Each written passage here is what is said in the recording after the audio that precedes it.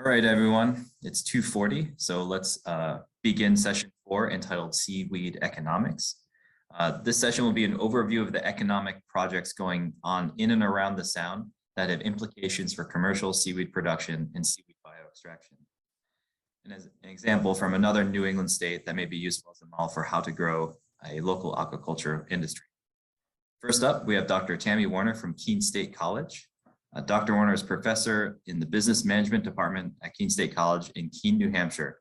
Prior to joining Keene State, she worked for the Small Business Development Center for several years, focusing on helping businesses start, grow, and thrive in a variety of industries. Today, she will be speaking about a project she was working on with Connecticut Sea Grant that seeks to help the development of a domestic seaweed industry. Tammy, whenever you're ready to start. All right, well, thanks. That was a really nice introduction. Nice to see everybody. I'm becoming very familiar with speaking to black boxes on Zoom during the day.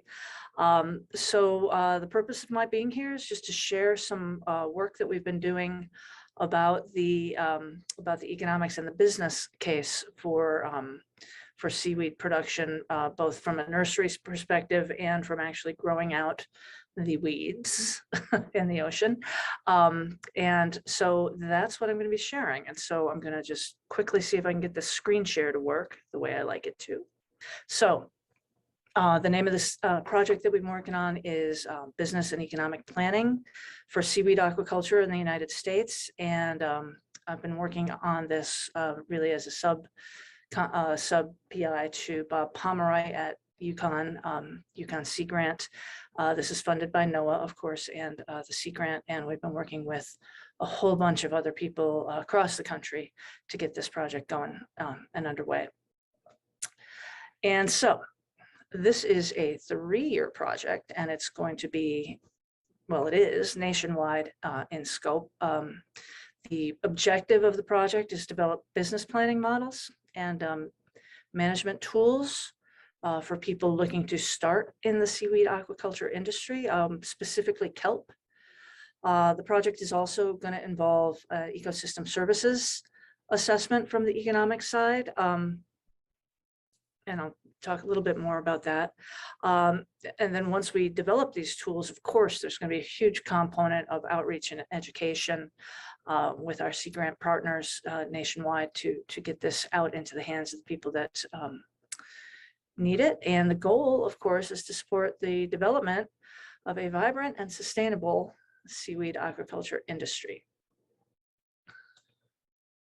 So as I said, this is a cast of thousands. Bob and I are the PIs. I'm sort of more on the business planning side. That's what my background is.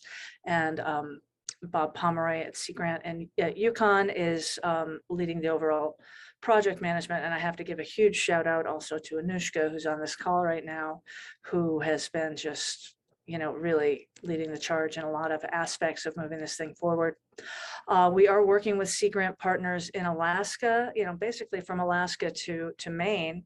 The 3 states at this point who have a established commercial kelp aquaculture industry that we've been working most closely with would be Alaska and Connecticut, of course, and in Maine.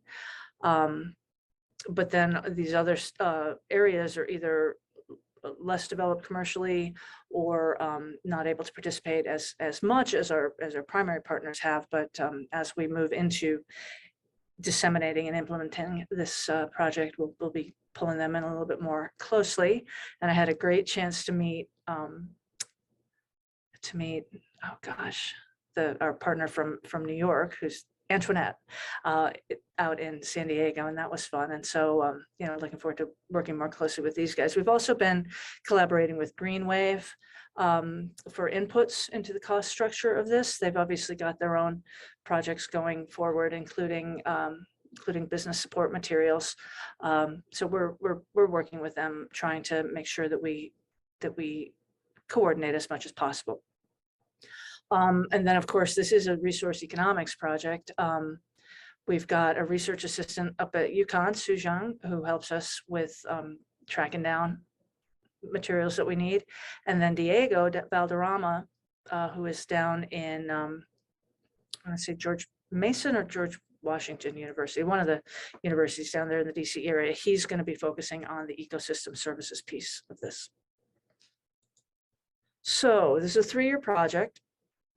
The first year, we just went around gathering up as much information as we could, started developing models, talking with people in the industry, meeting all our partners, and all that fun stuff. And then right now, we're here in year 2, completing the financial planning templates, which I'll show you in a little bit, and developing, the business planning guidebook, and then probably in the July timeframe, take that stuff on the road and make sure that it's usable, bring it back and tweak it after that. So that's what my summer plans are. Nice, cool and comfortable temperate ocean environments for doing work. I'm looking forward to that. Also this summer, the life cycle assessment is going to be underway. Diego had some logistical difficulties in getting that thing going with his grant funders and doing it through his university. So it's a little bit delayed, but we'll get there. And then next year, we're really taking it on the road and pushing it out to our Sea Grant partners. And so what we're going to actually deliver here is a business planning guidebook, which is linked to these financial models we've been developing, that focuses really generically on business planning. I mean, specific to kelp, but generic business plan approaches. And that's really where my background is. And then we're going to publish that book online, as well as, it's not entirely clear whether it'll be 1 document or 2 right now, but we'll have some materials online that also that are very specific to investing in seaweed aquaculture, that provide like the resource links for who all the contacts are at various agencies. And then also a third and very, very important deliverable here is going to be the economic assessment of the ecosystem services associated with seaweed. And so I love business planning. I'm like one of those very weird people. I love business planning. Why do I love it? Because the end product, the plan itself doesn't really mean anything, but the process of planning is so important. Why? I mean, this is a quote from Eisenhower. He said, "Plans are worthless, planning is everything," right? And once you get into the reality of business or battle in World War II, your plans are going to go out the window, but the process of planning, understanding what your strengths and weaknesses are, understanding what's going on in the world around you, allows you to adapt to whatever the environment throws at you as you've after you've completed your plan and you've gone and launched. And I just think that's such an important thing for anyone to do going into any kind of a business, thinking it all through, talking with everybody you need to talk to. And it happens that the World Bank is on board with this too. And so there was a document made a few years ago that said that good business planning is absolutely essential to the successful expansion of a seaweed aquaculture industry. And so what do we mean by good business planning? Well, I'm a technician, right? I'm a financial analyst. So of course I put on the top of this list, this idea that a good business plan is going to have to involve a nice flexible financial model that allows you to change parameters as circumstances change. For instance, we've got a bunch of numbers in our model, which again, I'll show you in a minute, that were derived, a year ago. Well, those numbers are going to change, but the structure of how the economics of a kelp business works shouldn't change, really. So your financial model needs to be flexible. Ideally, you want to include ecosystem services in the parameters of the model. People may or may not take economic benefits from those ecosystem services, but people are very excited about the possibilities, so just build it in, right? But then it's really important that it should be as user-friendly as possible. You got to walk that line between detail and robustness and people actually being able to navigate the thing, right? Because a lot of times these models just get out of control and nobody wants to look at, 25 pages of stuff. So that's kind of where we're at. the approach then that you take for business planning is, it's sort of a iterative approach. Business planning in general is an iterative activity. And, what you first do, I mean, I suppose you could start this anywhere, but what people usually do is you start with your thoughts and ideas. And so this guidebook that we're putting together is going to be sort of worksheet based almost. There'll be content in it, but really it's something that we want people to like write stuff out. What do they think they want to do? What do they think it's going to look like? So you write down these thoughts, and then you take your thoughts and you bring them out to the spreadsheet model, where you try to get, estimates for what the financial parameters are that would go along with your thoughts, right? So if you say in your thoughts, I'm going to have a brand new boat for this, then you got to go into the financial model and put in the amount of money that brand new boat is going to cost you. And then this model spits out financial results. And then you go back to the drawing board. Maybe that brand new boat isn't such a great idea. And so you write in your business plan what you're going to do about a boat. You still have to get out there on the water. So what are you going to do? Right. So the plan and the numbers and everything needs to go together, ideally with more than one person working on it, and constant, just discussion, this iterative process. You write something that is like a reasonable model of what your business is going to be. And so that is a traditional business planning approach, but there's also sort of a more modern way of thinking about business planning, what's called a business model approach, where the way that you think about a business is sort of holistic, right? So you look at, what are you thinking about doing, and what does that imply for the relationships that you have with your customers? What does that imply about the distribution channels that you need to develop? And so this business model canvas approach, which is what I'm kind of doing both in that business planning guide, let's see if I can get my animations to work. I'm a little nervous. Here we go. Haha. All right. You wind up, once you think through all that stuff, you wind up with what's called a business model canvas, where you basically can present your business plan on one page and describe it to people really succinctly.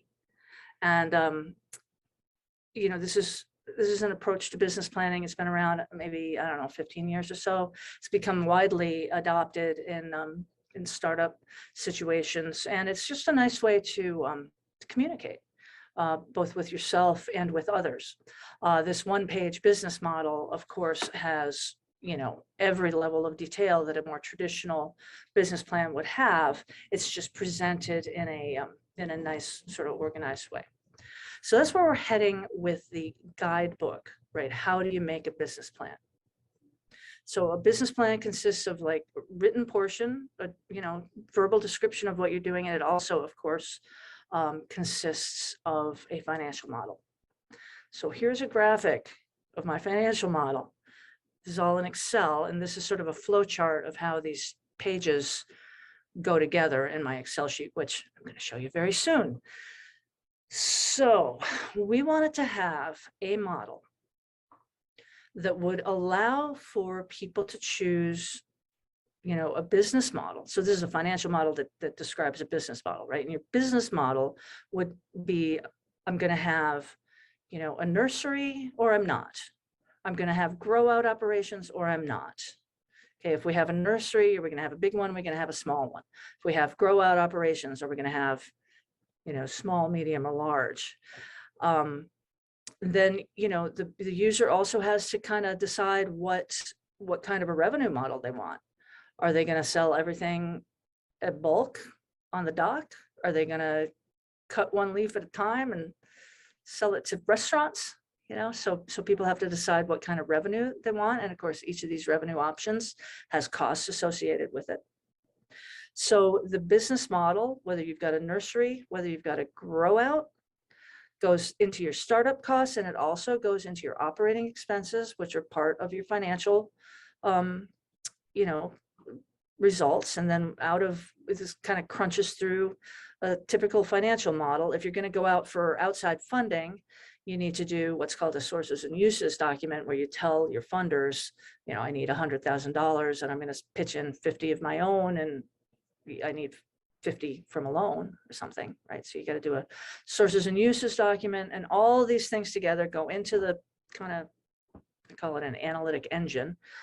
And then that spits out various budgets. An enterprise budget is used in economic analysis to do things like break-even analysis and scenarios analysis. And then for your business operations, you've got to have a profit and loss. Are you going to make a profit?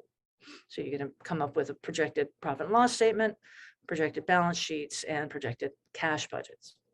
And so what I want to do now, I'm going to see if I can, let's see, close out of this, open up Excel. All right. And then, yeah, I'm still sharing, right? Yeah. Okay. So here's 2 pages view, which is actually too small. Let me. Hey, Tammy, you're shared the other screen. We could just see. Ah, shoot. Thank you. Sorry. You know what? I'll drag those over there because I can't see what I'm looking at. All right. So now I'm going to be, actually, you know what? Maybe I'll just do 1 page. All right. So here's our financial model. This is 14 pages. This is where I've just swiped that graphic out of, kelp the kelp away. So you can put in the name of your company and it'll flow through to various things. You can also sort of give your, whether you want to do a small nursery or none, whether you want to do 10 line, our definitions of small, medium, large are 10, 2, 10, and 15 lines. I mean, when people go to actually complete this, they're going to put in the numbers that are associated with their actual operations. But we just had to, you know, start somewhere with these definitions of what small, medium, large are. So these picks flow through to these various pages, right? So here's our parameters for the startup costs associated with a small scale nursery, right? Where you start here with your key input. So let's say you're going to have 10 aquaria in your nursery with 12 schools per tank. And I haven't hit enter yet on that 10 I just put in. So I'm leaving it that way on purpose.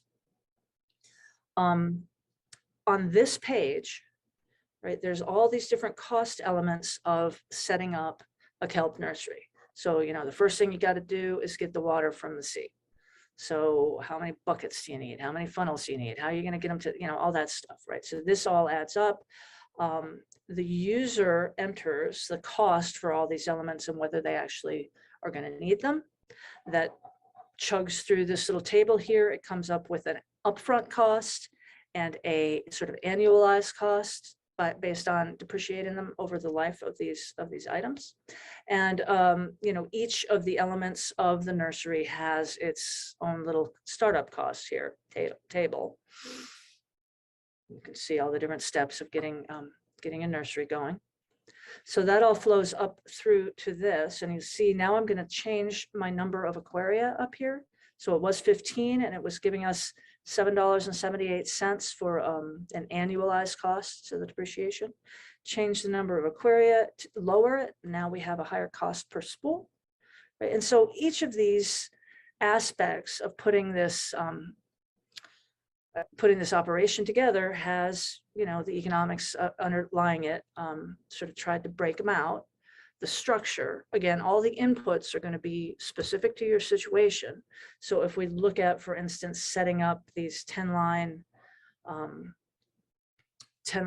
models, you know, we got this table for how to build the array from Greenwave's array builder tool or whatever they're calling it.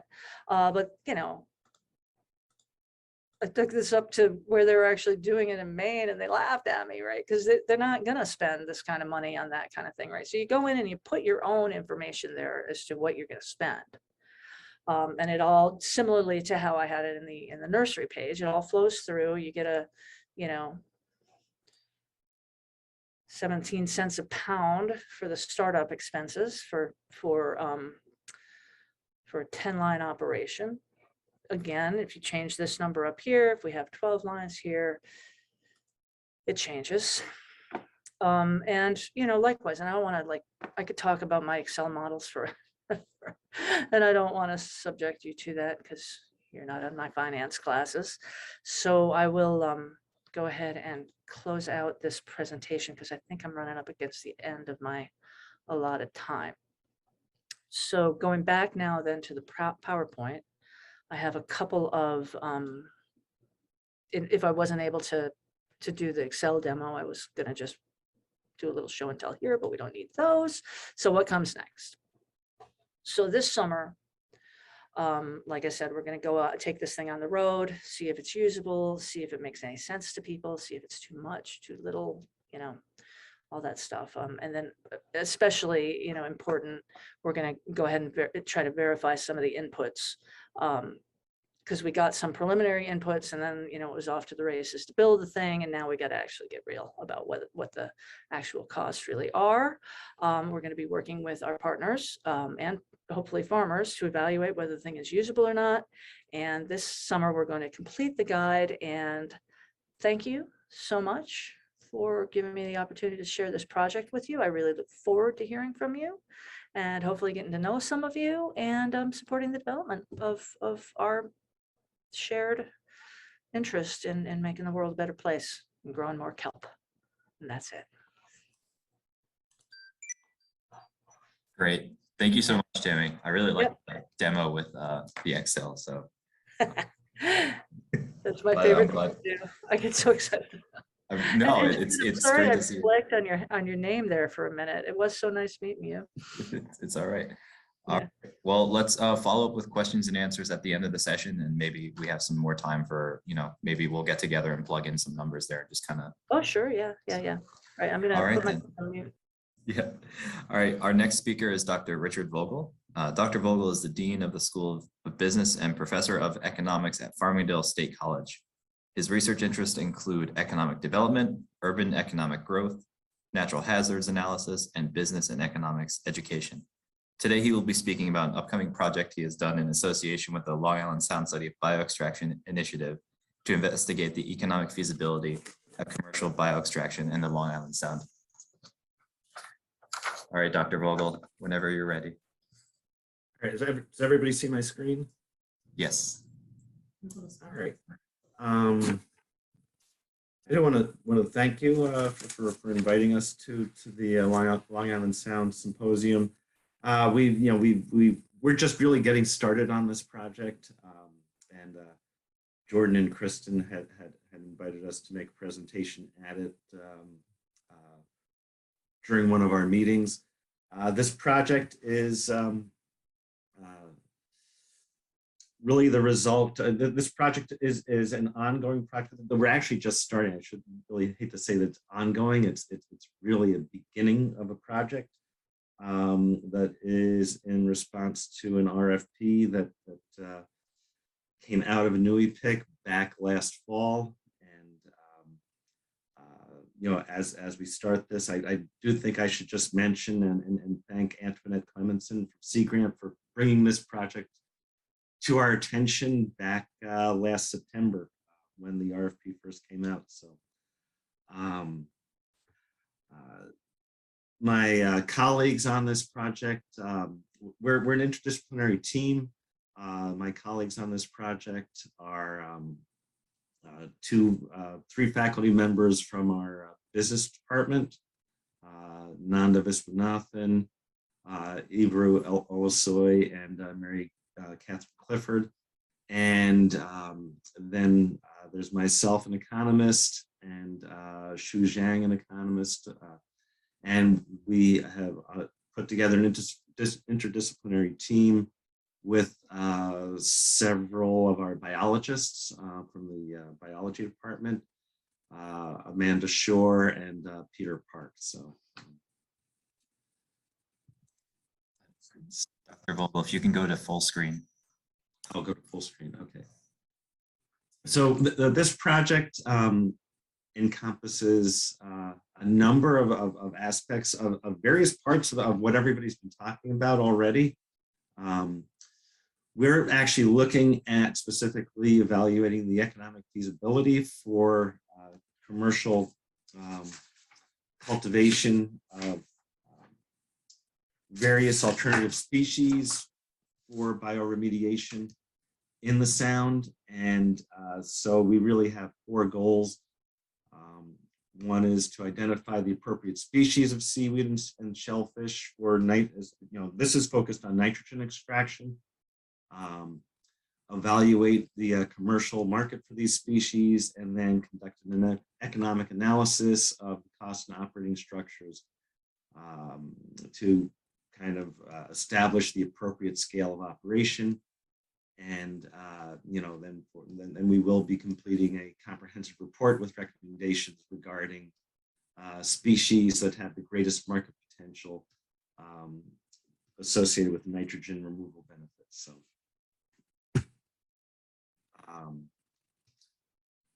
our biologists are really going to be focusing on the first task, which is to update and expand the current collection of information on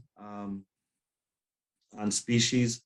And so in terms of this, we're going to be creating several things here. One is to create a tabular searchable database of relevant biological and environmental factors for the taxa of interest. And as you can see, this is we have some of them listed here: the Cladophora, the Gackensia, Gracilaria, Sargassum, such. So I believe that at least one of our biologists is on the symposium, and we'll be able to, when we get to questions, I guess at the end of our session, we'll be able to address some of those questions related to that. As you can see, some of the factors that they'll be looking at include variables such as nitrogen removal rate, heavy metal removal rate, bioaccumulating chemicals, organism growth rates, rates of mortality, looking at ecological variables, including tolerances to nitrogen and phosphorus, salinity, temperature, turbidity, pH, dissolved oxygen, wave action, and current speeds. And then looking at relevant human variables, including potential applications, accepted farming practices, and legal constraints on wild harvest.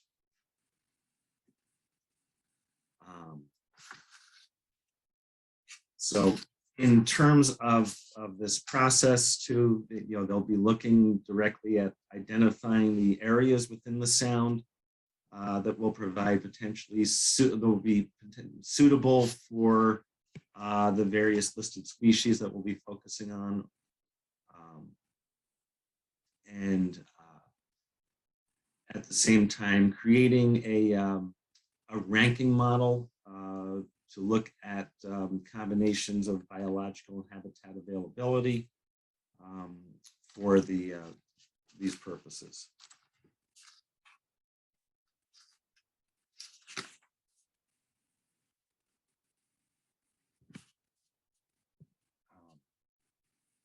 Our marketing, our business team is really going to be focusing on the identification of both existing and potential realistic markets. And we're going to be using here a combination of both secondary research from business databases and then primary data, mostly from interviews of leading firms in the identified market sectors, fresh food, dried food, fertilizer, both non-food, food and non-food, for both food and non-food, animal feed, cosmetics, pharmaceuticals, and biofuels.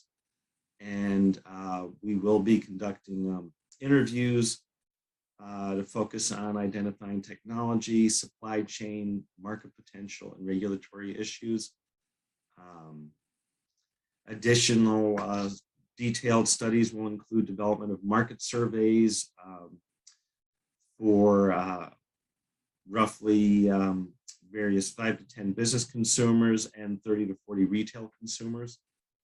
And so we'll be looking in that case at volume and value of product market categories, product category growth rates, substitute products, demand patterns, and such. So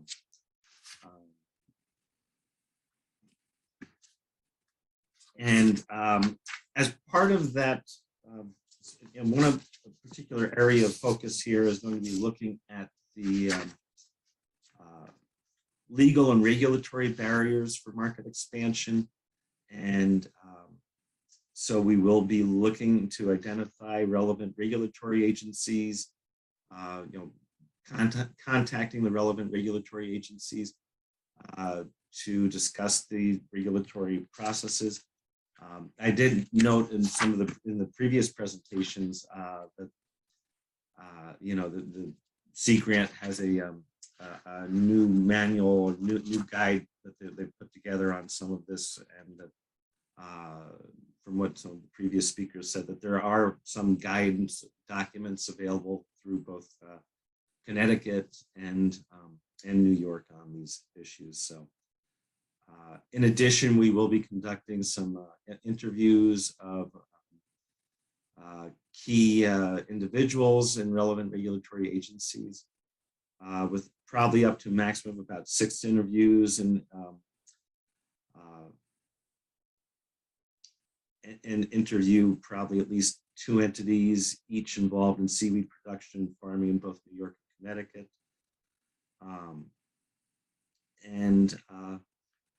From both the regulatory research and the market research itself, we do plan to develop a value chain analysis for the identified market sectors. So, on the economic front, we are going to be focused upon the production costs and revenue, and collecting data on both, estimating price elasticities for these various identified species, and looking at from the information that we receive both from our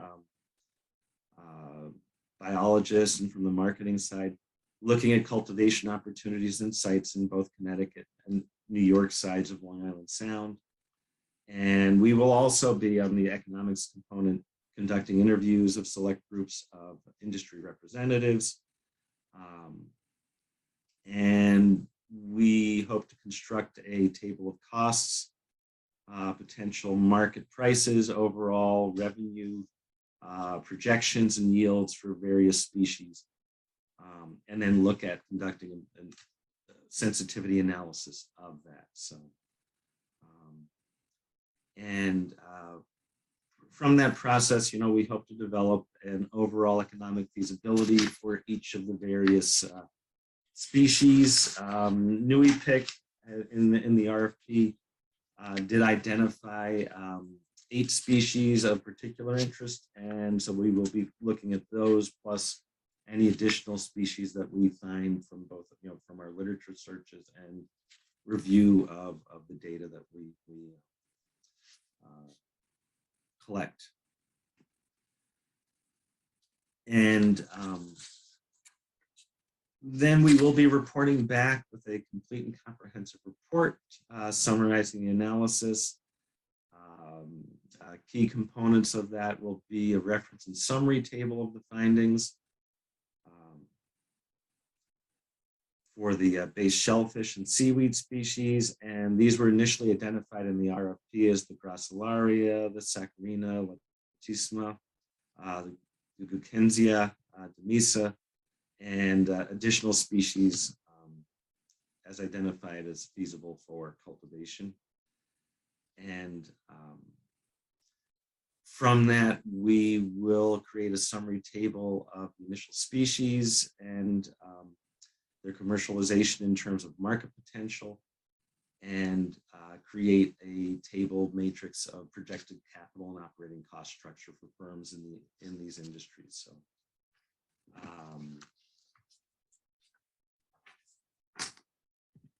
So where we are now with this project, as I say, we are really just in the process of getting underway. We are about to finish finalizing project contract documents, and we are working on our quality assurance plan. Once we get through our quality assurance plan, we will be moving forward on the rest of the process. So we will be, since we are doing interviews and surveys, we will be submitting those instruments in the coming month to our campus IRB for review and hopefully relatively quick approval. And once we're able to do that, we will be able to start to collect the primary data for this project. The target for completion of the project, it's a one-year project, and so we are targeting next April as the completion date. And so I do want to thank you for allowing us to speak, and we look forward to your comments and your input, and we look forward to working with a number of you across the next year as we reach out for information and discussion on some of these various issues. So thank you. All right, great. Thank you, Dr. Vogel. It's great seeing you again. All right, so our last speaker in this session is Steve Eddy. Steve is the director of the University of Maine Center for Cooperative Aquaculture Research, which is an aquaculture research and development facility and business incubator, where Steve has been the director for the past 21 years. Steve's previous roles include working in commercial fisheries, carrying out marine pollution research.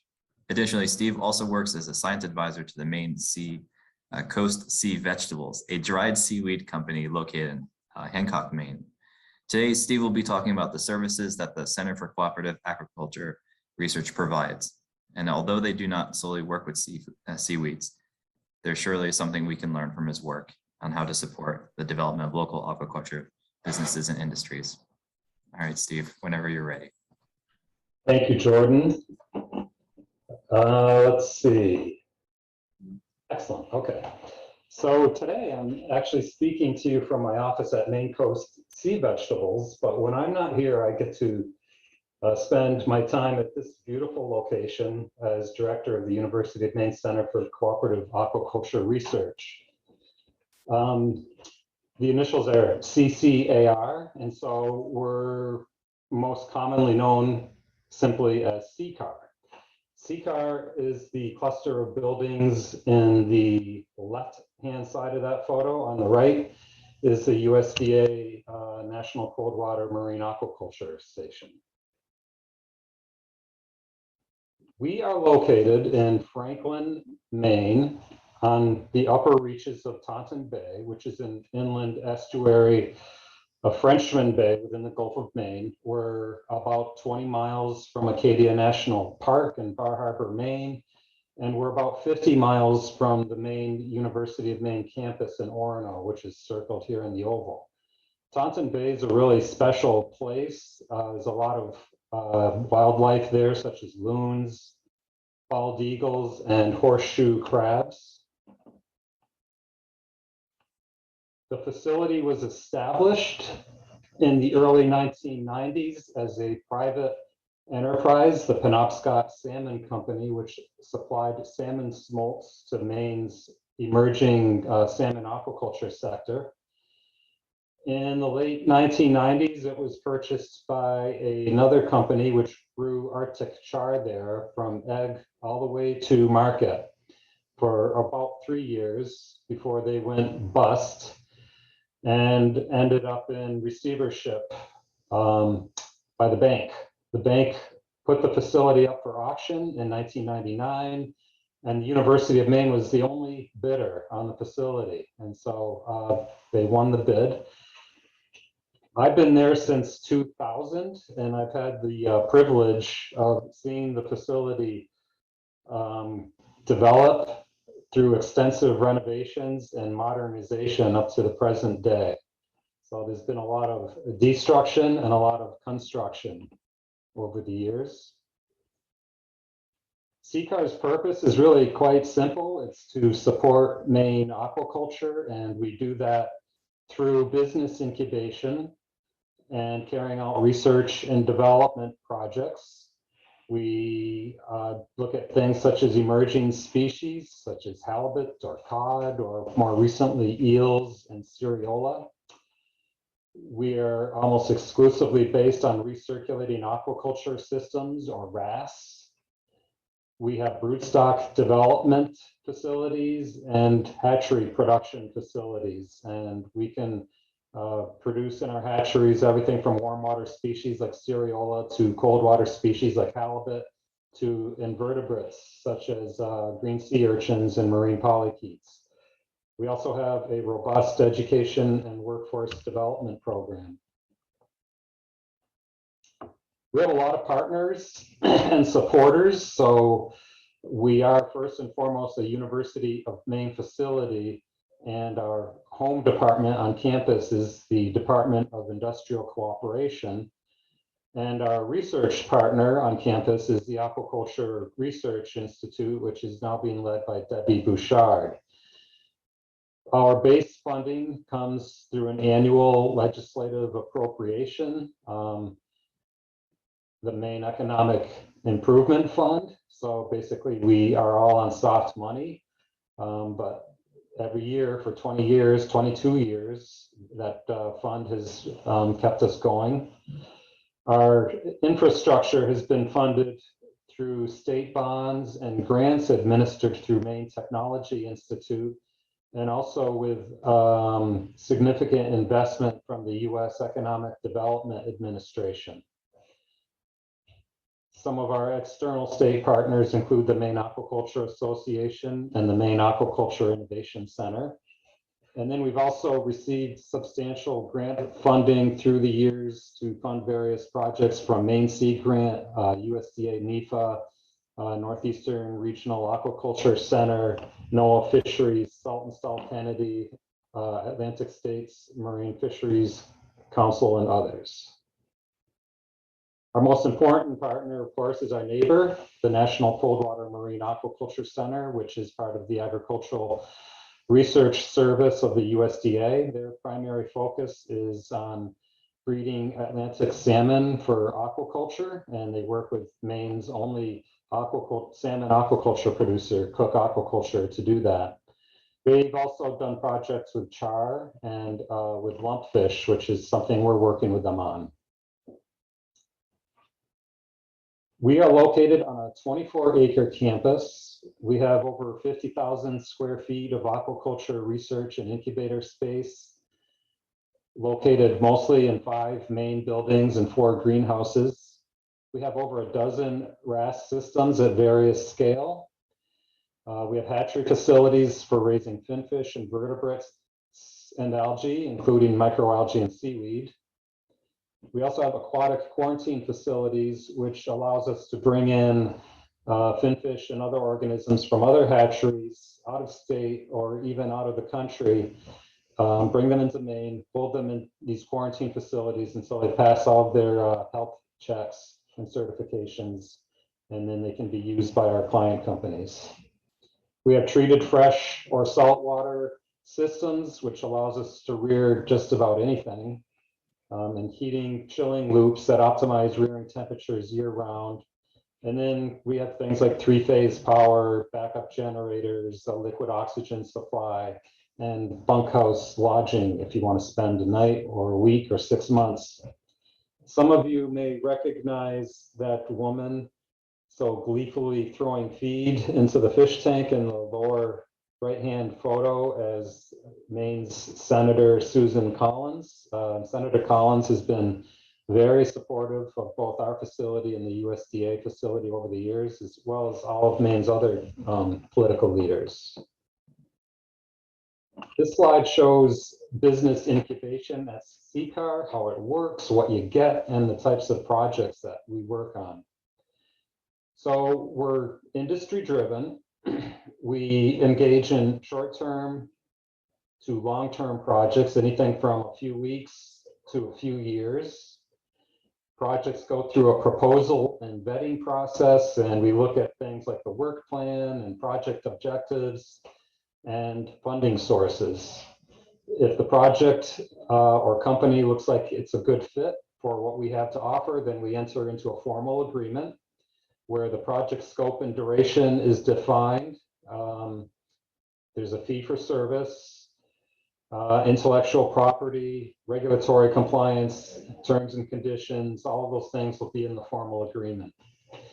We're based on a cost recovery model. So it's a fee per square foot usage basis. If any staff labor is required by the company or project, that's also recovered. And most of our rooms, buildings, aquaculture systems have meters so that we can charge for electricity, heating, chilling, oxygen. There is an opportunity for credit offsets. So if a project or company invests in the facility, if they bring in equipment or build new tank systems that will remain the property of the university when the company or project departs, then that investment can be used as an offset against the use fee. What you get are turnkey recirculating aquaculture systems that can be customized to meet the specific needs of the species being cultured. You get access to marine, fresh, or brackish water supplies. The clients ride on our waste discharge and other permitting. Clients get access to our staff expertise and labor. We have 8 full-time staff who have a broad range of aquaculture experience. And you also, of course, get access to university researchers at the University of Maine and other universities and research organizations throughout Maine and throughout all of New England, for that matter. These researchers provide support by helping clients write proposals and carry out the research. And then we offer things like monitoring and alarms and an emergency response at 2 in the morning. If the pump fails, someone will come in and take care of that. And as I mentioned earlier, we have oxygen backup generators, and we provide training for our clients. So the types of projects that we've engaged in over the years include things like broodstock development, hatchery production, pilot trials, technology development, proof of concept, applied research, demonstration projects, and most importantly, we act as a bridge to commercialization.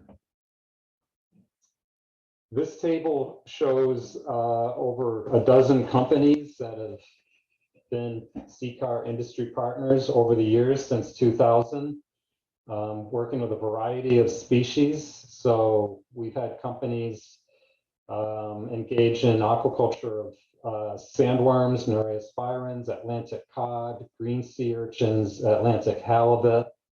We've worked with Cook Aquaculture since 2009, first with a salmon and sandworm IMTA project, and more recently on a breeding program for lumpfish, which are used for biological control of sea lice in salmon pens.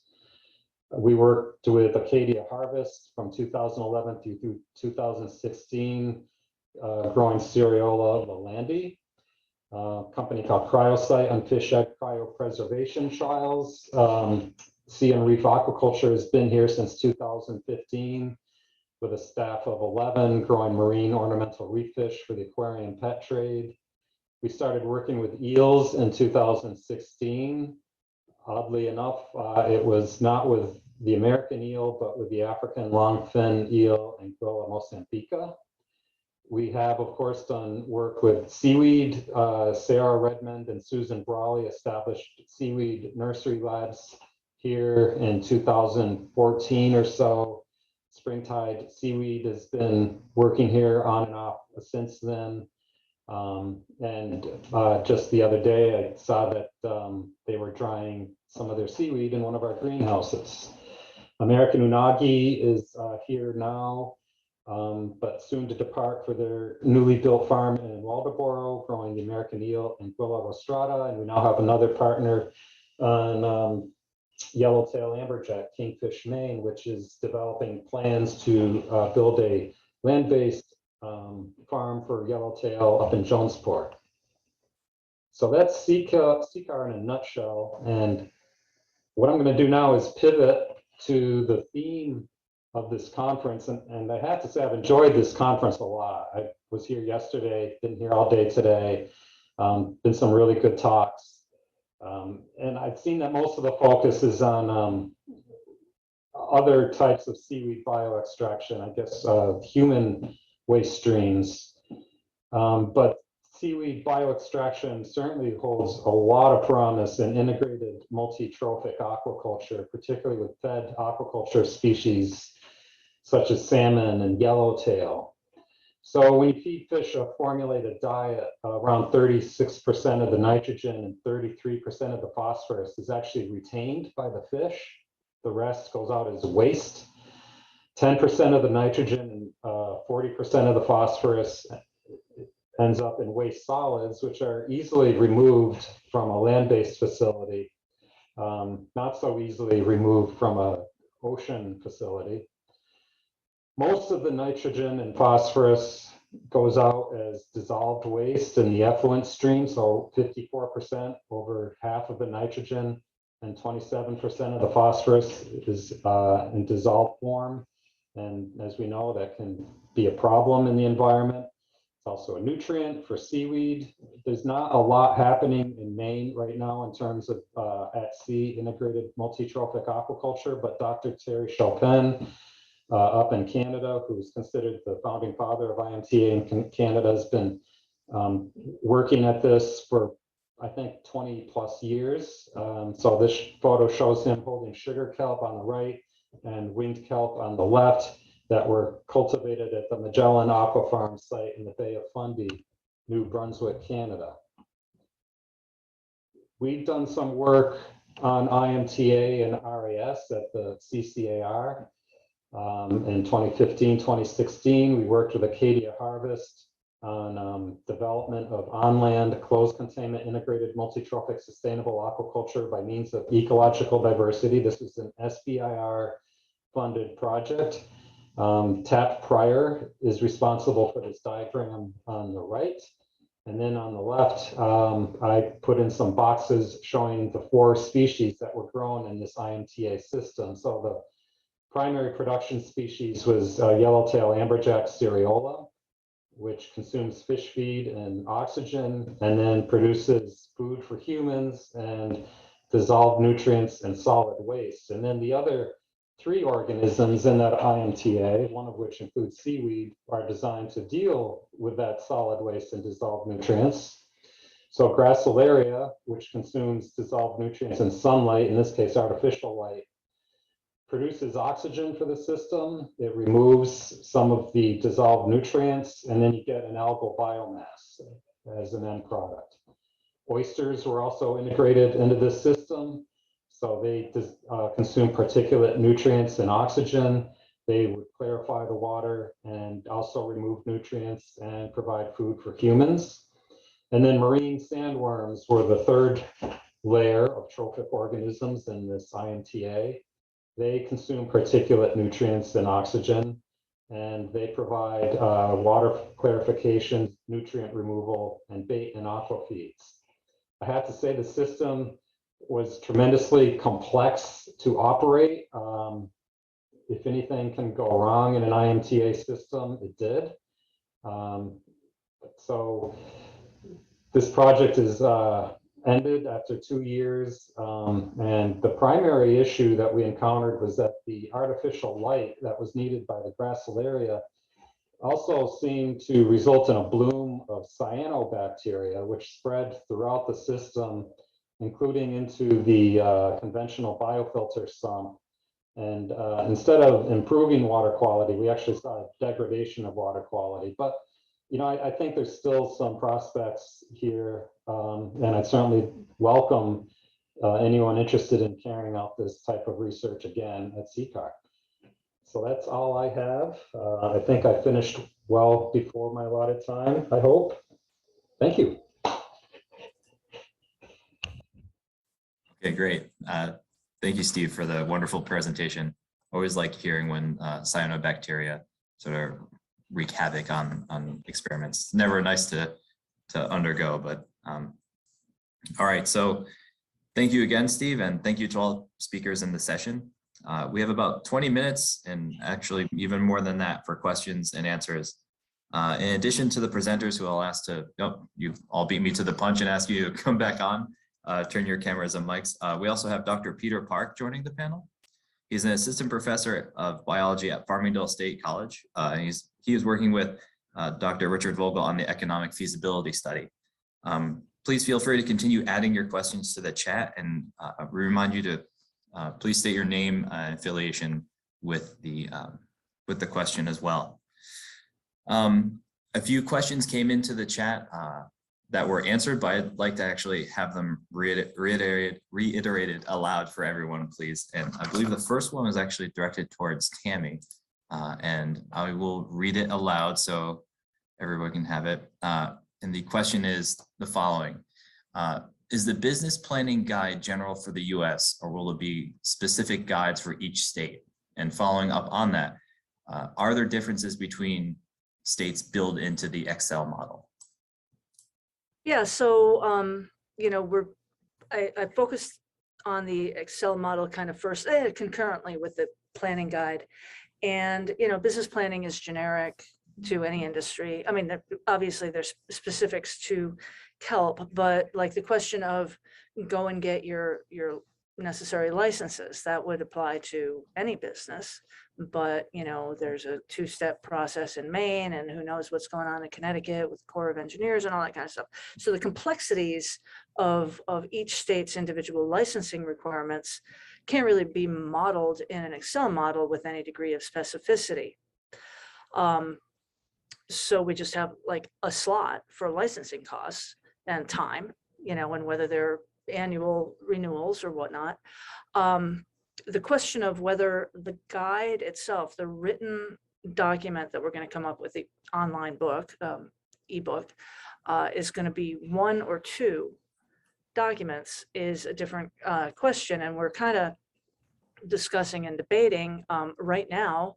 Everything is mushed together in one, but I'm not sure whether that's the right approach, whether we want to have a separate how to do a business plan versus here's all your resources for each state for how to do the technicalities of you know, setting up your operation. I'm very open to any thoughts that people have on the pros and cons of either approach. We're considering it. Yeah. Anybody have thoughts? Let's let everyone marinate on that for a moment. Deep thoughts, yeah. I'll take that time to look through our chat again. I know we had another question come up, but please feel free to comment in the chat, and I'll be happy to read it aloud for Tammy in regard to her work.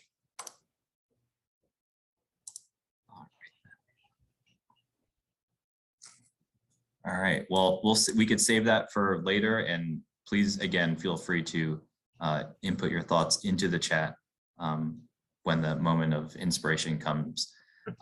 The next question is actually posed for Dr. Vogel and his team. So I'll read it aloud, and I'll let Dr. Vogel and Peter and Amanda go into it and kind of pick it apart. The question was, why was Sargassum muticum, a non-native species, included in the initial list of species considered? Amanda had given an answer to that, but asked to come off mute and repeat, follow up with that if you'd like. Yeah, so that species was actually listed within the RFP itself as a species to investigate. And because it has, I don't think it has yet to be identified in the Long Island Sound, it has also been identified as a high risk for becoming invasive in the Long Island Sound. So identifying potential economic uses and markets for it might be, good, because then we can identify incentives to remove this wild invasive species if it does become entrenched in the Long Island Sound. Great. Thank you for that. All right.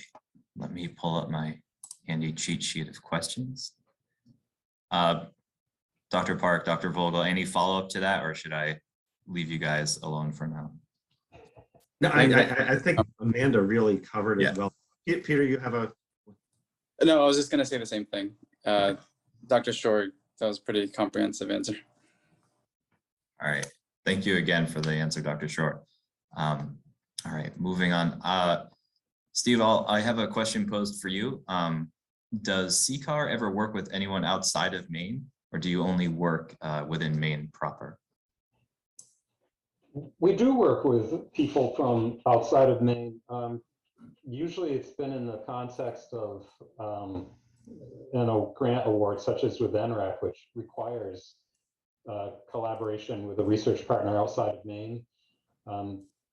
Typically, the project is focused on economic development in Maine. So if that's the theme, then we would gladly work with someone from outside of Maine to make that happen. We're also a seed source for things like sea urchins. So we're working with Colleen Suckling at the University of Rhode Island to produce sea urchin seed, which could be sold to farmers in Massachusetts, for example. So yeah, the answer is yes.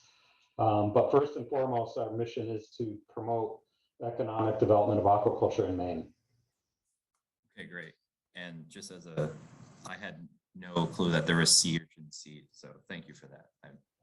That's one of my many takeaways from the meeting today. All right. One of the, Steve, I'll actually ask yet another question. I came into the chat. Today we've been talking about many issues with regulating bioextraction. Does CCAR work with businesses that use permitted or regulated species only, or do you also work with emerging species that may not have been regulated yet?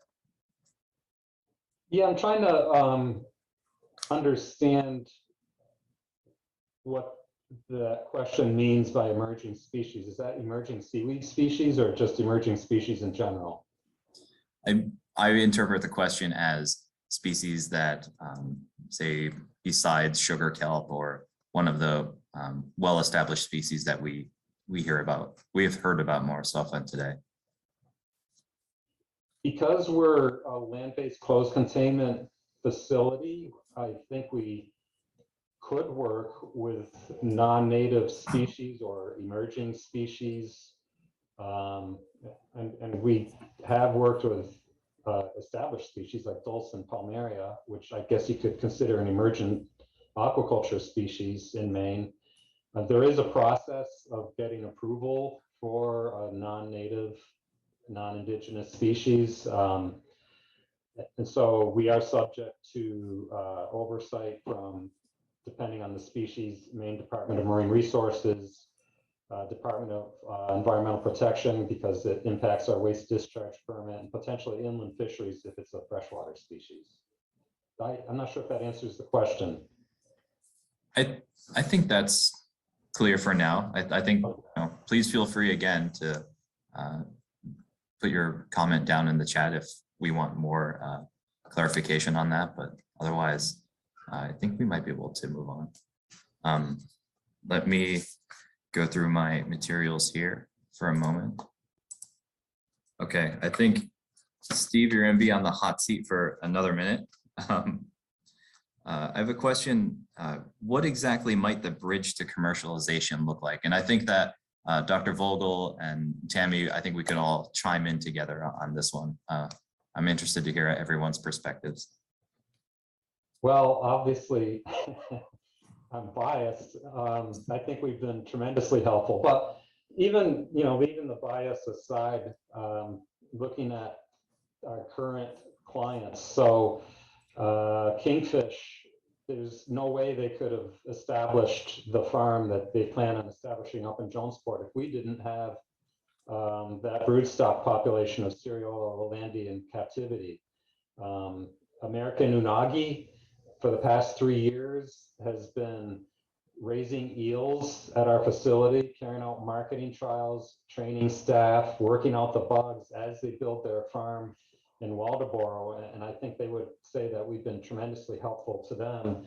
And we supported sea and reef aquaculture on our site for the past 8 years or so. And so there is opportunity for companies to have long-term residency here. And that company is now the second largest breeder of tropical marine fish in the United States. And as I said, they've got 11 people working for them. We certainly have had companies fail. So our past is littered with the debris of aquaculture company dreams that crashed. But you know, that's the expected, I think, with any new business, especially in something like aquaculture. But yeah, I think we've been very helpful, and I think we'll continue to be. Sure, I think. Yeah, I started the second part of that. So yeah, I know that Hawaii has the Ocean Energy Lab that's sort of similar. It's a very large industrial park that hosts aquaculture businesses. And I believe Florida may also have something similar. But other than that, I'm not aware of anyone else. And did I hear you say, Steve, that you have an SBIR grant going for some of that stuff up there? The IMTA project that we did in collaboration with Acadia Harvest from 2015 through 2016 was funded through an SBIR, and it's not uncommon for companies to get SBIR phase 1, phase 2. Yeah. So you have support for the businesses. I'm just thinking, like in my world as a small business development center person, I worked with a technology incubator up in Farmington at UConn, and you know, it sounds like what you're doing up there. You got people that have developed something, invented something. They need to get over that hump. The SBIR program, the 2 phases, kind of gives them a little bit of seed money to do proof of concept, and then a little more money to actually bring it or do some market feasibility. Is that how it's working up there? Yeah, that's how it works. And the SBIR phase 2 can actually be quite significant. Yeah. And we have, you know, on campus in the Department of Industrial Cooperation, people that can help walk companies through that SBIR application process. It is a process. It's really cool to hear it being used this way. I wasn't aware of that. So that's awesome. Quite a process. Phase 1 isn't too bad, but phase 2, wow. I think some of you may be aware that Springtide Seaweed just was awarded an SBIR, a fairly significant one, for culturing Dulcin labor at their site. And it wasn't through us. They did that on their own, but that's certainly an example of how SBIR can be helpful to aquaculture. Yeah, I wonder if working with our Sea Grant partners to help them understand and explain to, you know, prospective entrepreneurs that those opportunities even exist. I mean, I wonder if there's some potential traction there for helping. I think so. Previously, some of our sea urchin work was funded through SBIR. You know, it might be cool to try to get some of that for processing, because from my perspective, it seemed for seaweed in general, processing, you know, in any of these agricultural things, there's always a pinch point, and the pinch point is absolutely getting the stuff off the boats and into the hands of the people who can, you know, stabilize it and use it. I wonder if there's that. I think it's some of the other talks today that was a concern that came up, is that pinch point is getting it off the boat. Is it going to be used fresh, or is it going to be processed? And I just identified that, you know, that processing infrastructure, it might be where that choke point is for some areas as well. I'm interested to see if any of you have an opinion or an idea about how to, you know, how do we we've identified that, how do we grow that? Do we seek funding for, you know, to scale up those businesses? How do these businesses grow, even though we're just sort of coming out of the pandemic as well? I'd be interested to hear your thoughts there.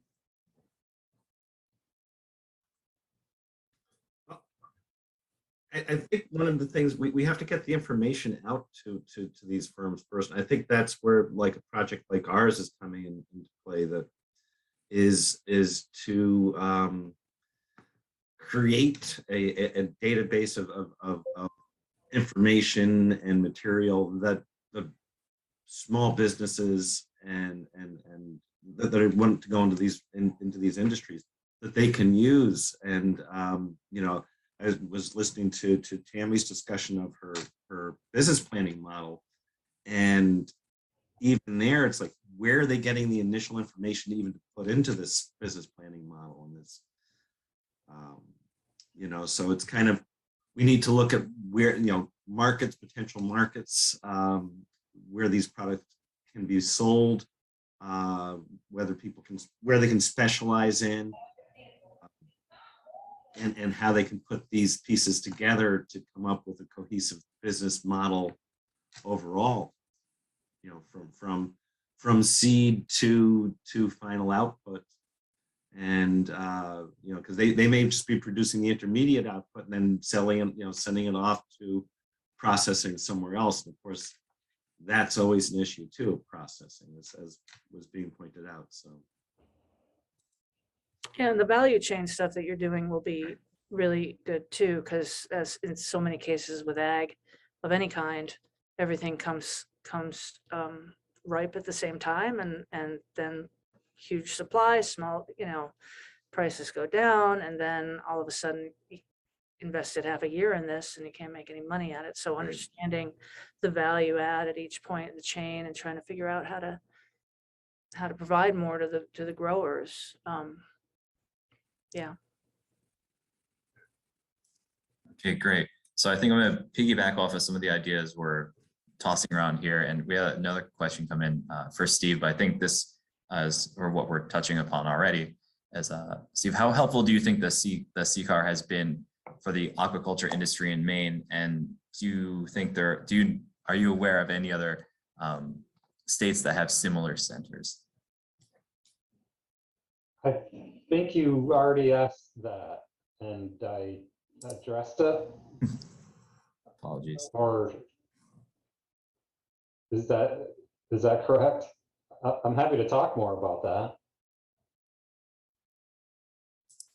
Potential, yeah, I think if we can ruminate on there, I think what I'm trying to get to is the discussion we have upcoming is where I'll ask everyone, the presenters, to either come off mute and just sort of where we're going to take bioextraction forward with this. So I think this might actually be a transition point here. So yeah, you know, my comment on bioextracting seaweed for bioextraction is, I think marketing it as a food could be challenging because almost by definition, where you want to put seaweed for bioextraction is going to be in areas of high nutrient concentrations that could be coming from, I don't know, sewage treatment plants or other outfalls. And then you start getting into questions of food safety.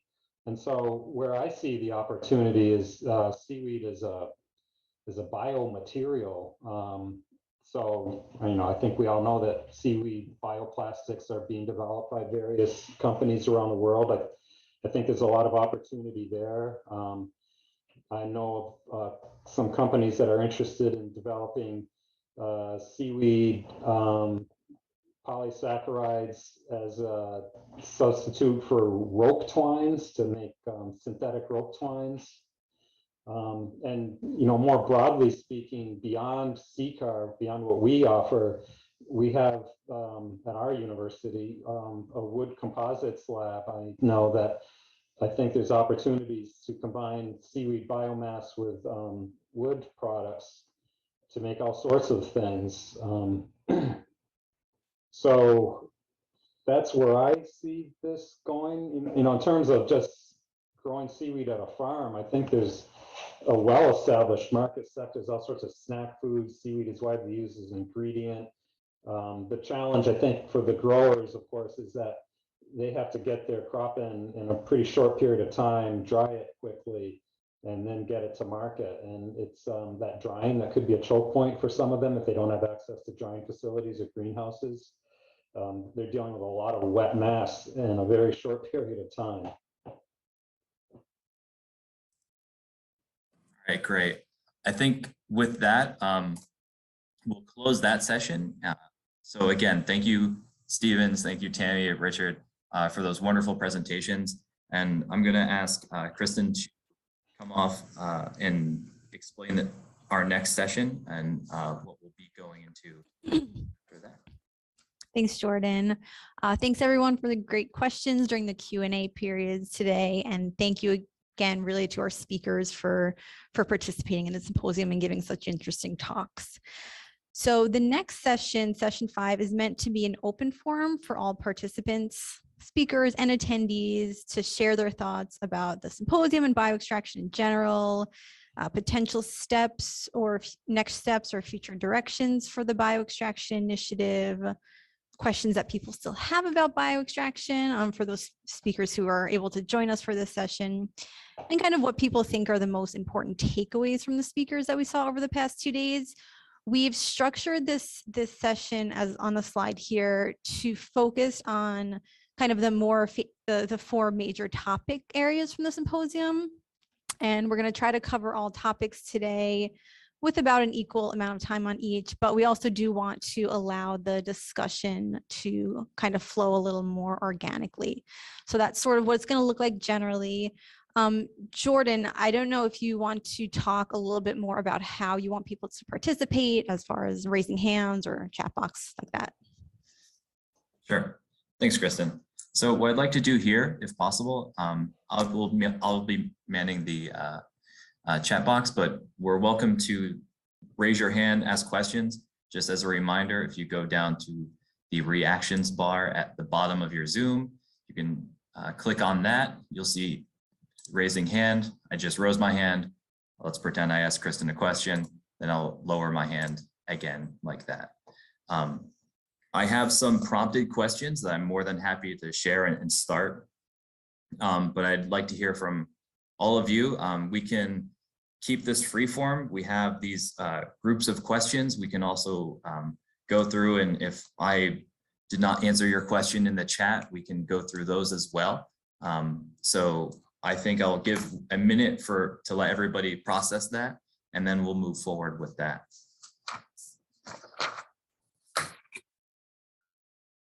So we'll begin identifying next steps. So we'll first spend about 10 or 15 minutes discussing data gaps and research needs. So the first question I want to pose, and this is to the panel, this is to any of the speakers or any of the participants. Again, just raise your hand, take yourself off mute, introduce yourself, and feel free to ask some follow-up questions if need be. But the question would be, are there any species that we're not focusing on? And are there any species that maybe we should be in the context of bioextraction? I did see we don't see any hands raised for that question. I did see Sarah asked a question in the chat. Sarah, you're welcome to unmute yourself and come onto video if you'd like, or I can ask your question for you. You can go ahead and ask it. Okay. All right. Sarah asks, what's the first step if you're an estuary program, Manhasset Bay, looking to explore kelp bioextraction? I mean, I can maybe jump in there a little bit. So I would say it would probably make sense to kind of reach out to people that are doing it currently. I think a lot of the people that you saw in this symposium, especially from academic institutions that are working on it, I mean, that could be a potential place to start, you know, and just coming at them with like specific ideas. You know, there's all sorts of opportunities for funding, and it's just kind of figuring out the details of it, really. It looks like Anushka has her hand raised. Yeah, I was just going to ask another question to that question. What do you plan on doing with it? You know, I think it comes down to, what are you going to do with the final product? Do you have a market? Do you have someone to sell it to? And then that's bottom line is what, I think a lot of folks sometimes forget that aquaculture is agriculture, agriculture is farming, farming is a business. And it comes down to whether or not those folks who are farming, they're business owners, if they can make it work. If you have a steady income coming in, and then, like the cash flow statements that Tammy is going to be developing. I think it's a good idea to have something in mind, and whether it's food or non-food, and then just take it from there.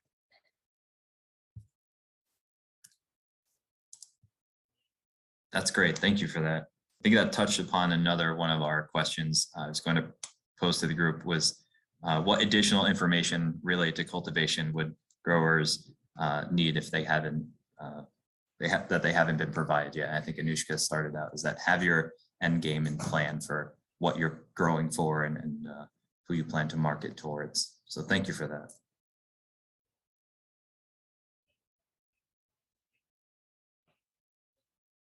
All right. I see David, please. Yeah, Dave Lipsky, New York City DEP. I'm wondering, I heard a lot in the economic analysis about life cycle analysis and just cost benefit, but no one looked at triple bottom line benefits of some of these things. A lot of the embayment communities need to reach nitrogen reduction goals for regulatory purposes to meet water quality standards. And maybe there is a important component of research on trying to measure some of those triple line benefits, including, the beneficial impact of having biomass that might create a food web for the natural species that are out there, the finfish and so forth, and create a greater, economic benefit for recreational fishers and commercial fishers and so forth. So I think that's a data gap. And I was also struck by the fact that New York and Connecticut are both approaching the same issues and concerns and approaches with trying to grow sugar kelp. It seems like having more access to seed is a problem that's been identified. And is there any thought about an integrated approach with the two states cooperate to develop a hatchery, quote unquote, for those for sugar kelp or other species of algae that might be beneficial? And how can we incentivize that? Is there a role for other agencies like NOAA Narragansett Lab or some other place that could support a hatchery for this purpose? Okay, great. Thank you. Anushka, I saw your hand up and you came on camera, so please. Hi, sorry about that. I keep forgetting to put my camera on. That's okay. So one thing I forgot to mention when I was asked a similar question about a lack of seed availability is the state of Connecticut has very specific boundaries on where seed can be sourced from. And I don't know the specifics of that. It is, I'm not so sure if it's defined in the Connecticut permitting guide, but that is a regulatory restriction that the state of Connecticut has. So in terms of a joint hatchery between the two states, I'm not so sure how that would work. And I think it's a great idea, but again, I'm not a regulator, so I don't know what the restrictions would be regarding that potential option. Isn't it the same species on the Long Island side? It is, but there are different strains. So for example, even in Rhode Island, we couldn't import seed from the state of Rhode Island if it's beyond a certain boundary. Just like in Maine, we couldn't import seed from Maine because they're different strains. Okay, thanks. Great. I'm seeing in the chat that David Berg commented that we have 5 hatcheries in New York. So that's good information to have. I think Dr. Shore asked if there's a way to get educational institutions involved in creating schools.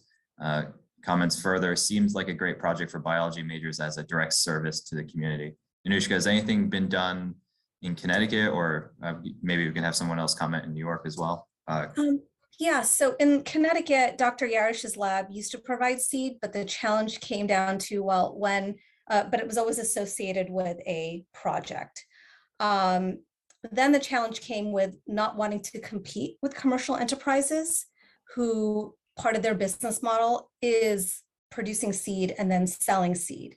And so we sort of ran into, at least on the Connecticut side, just some sort of struggle with not wanting to prevent business development for potential seed nurseries.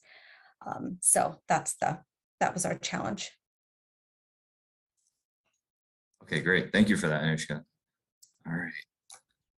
And maybe Mike Dole from the New York side would be interested, if he's on the call, be interested in kind of talking about that, kind of from the New York side and being an academic institution that makes the seed schools too.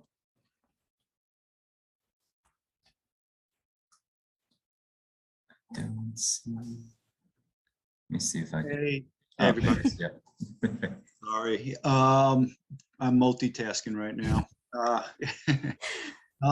Yeah, so we at Stony Brook University, when we started doing research back in 2018, we set up, which I believe, Wade could verify, I believe is the first permitted kelp hatchery in New York State. And we've basically set that up to fuel the research that's been going on. You know, working with different oyster farmers on Long Island to put kelp on their farms. But it's pretty much a research scale hatchery. And during this session, I was having a private chat with Steve Schott, who from Cornell Cooperative, who also has a hatchery going on over there. And we were just talking about the need, you know, I mean, these are research scale hatcheries. You know, we produce 45 seed spools per year, you know, which is a lot on a research scale, but it's going to be nowhere near, you know, what the industry in New York's going to need. And so there is definitely a need for more commercial scale. I mean, obviously there's a need for commercial scale hatcheries in New York as well as Connecticut. We just had thank you for that, Mike. We just had a comment come in from David Berg saying that it's important in New York that academic institutions and towns do not compete with private hatcheries. I think that's going to be a concern I've sort of kept in the back of my mind. We have academic institutions, we have extension professionals sort of bridging this entire gap. I know Anushka and I have talked about this at length before. You have, you know, these private industries, and I think we're all sort of moving towards these goals, but you know, it's sort of identifying which institution is more apt for different parts of the project, and where there's maybe potential for increased collaboration or sort of parsing out projects or skills, playing to your strengths, in short. I'm not sure what academic institutions Dave's referring to. I mean, I don't know of really any situations where there's an academic institution competing with industry in, you know, whether kelp or even shellfish aquaculture. I mean, not that I can think of. You know, I think the goal of the academic institutions is to support the industry. And, you know, at Stony Brook, that's what we're trying to do. Okay, great. Thank you for that, Mike. All right, let me go through the chat while I was talking to make sure I'm not missing anyone. And again, feel free, you know, raise your hand if you're comfortable coming off a video, unmuting yourself. You're more than welcome to do so. I do invite everybody to participate as we go. All right, so I think we've been cross-cutting through some of these topical areas. So I think I want to steer us more towards moving to another area, which is the uses of bioextracted materials. We have a question here. I think this might be a good jumping off point. For the species that we keep talking about, the sugar kelp, probably is the one at the forefront of our minds. Do we think specialized processing facilities are necessary? I would think yes, but if we can all say, maybe identify those choke points that Tammy was talking about. Is it drying space? Is it machinery? Have at it.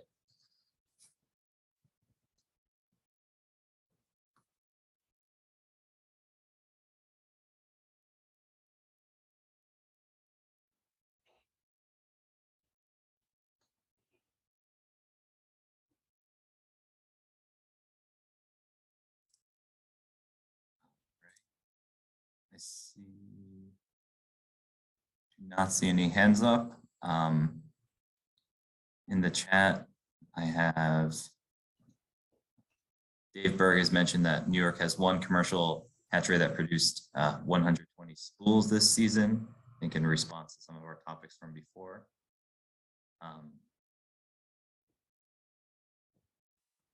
Sarah has a question. Could this also be an opportunity, seeding and or harvesting, to get volunteers of various ages involved?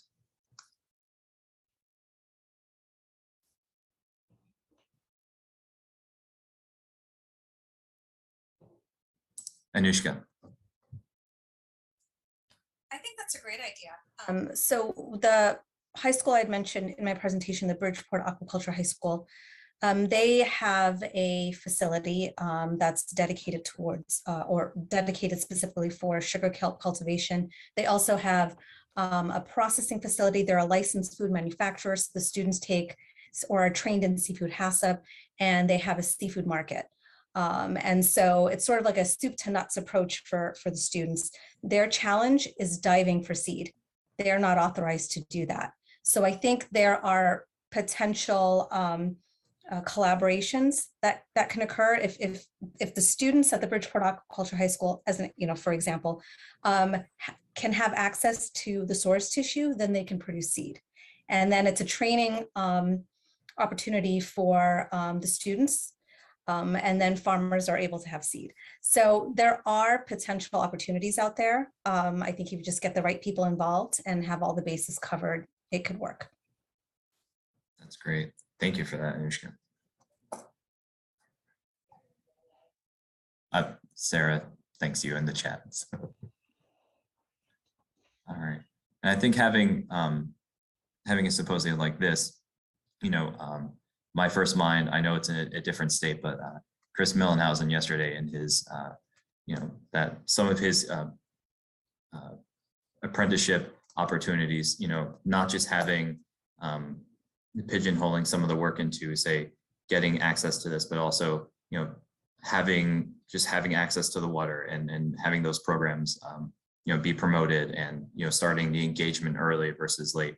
I mean, I grew up in Connecticut, and this is the first I'm hearing about the Bridgeport High School down there. So that there's an issue to be solved as well.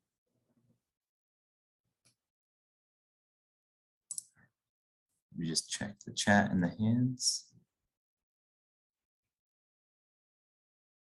Yeah, see, thank you for that, Anushka. Connecticut has 3 aquaculture high schools. Yeah. Oh, Kristin, please.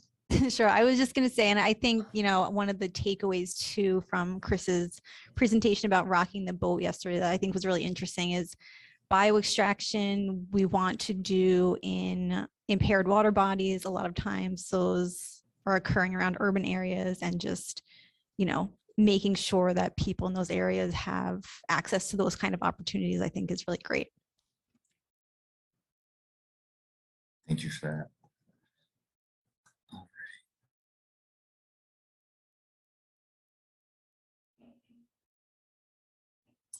Not seeing any new hands in the chat yet, so I'll move on to another prepared question. So again, I think Steve was talking about this a little bit earlier on too. Are there any uses or markets that we're not focusing on or maybe should be? So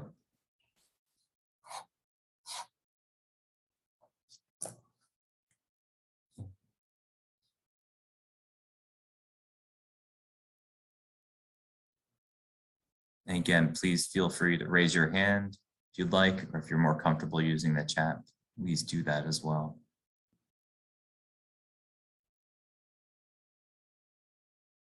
All right.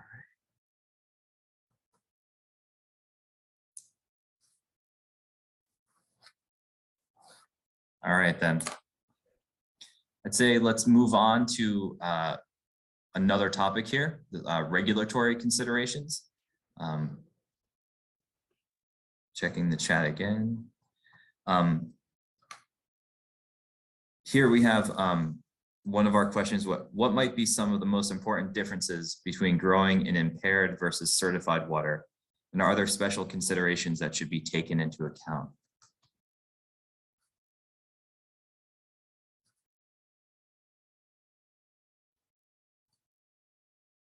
Keep an eye on the chat here for everyone and watch for hands.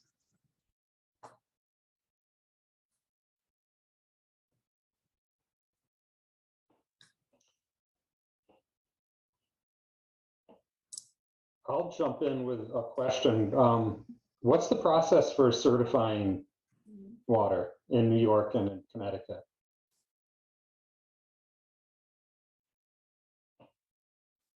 This is a good question.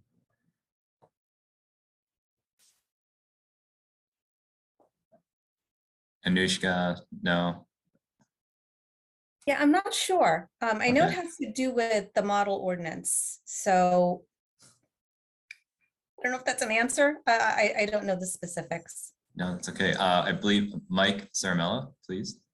So I also don't know the specifics, but like she said, I think that's the agencies are all following whatever is required within the model ordinance. So the NSSP, are you familiar with the model ordinance? I can send a link in the chat box, but Please. the National Shellfish Sanitation Program's model ordinance basically outlines all the requirements for shellfish control authorities in states across the country to designate different water bodies as open, certified, conditionally opened, and it has, I believe, the criteria for what that means in that model ordinance. So and it's all based off of microbial standards, toxins, heavy metals, and kind of the contaminants that are present there, all related to human health and public health.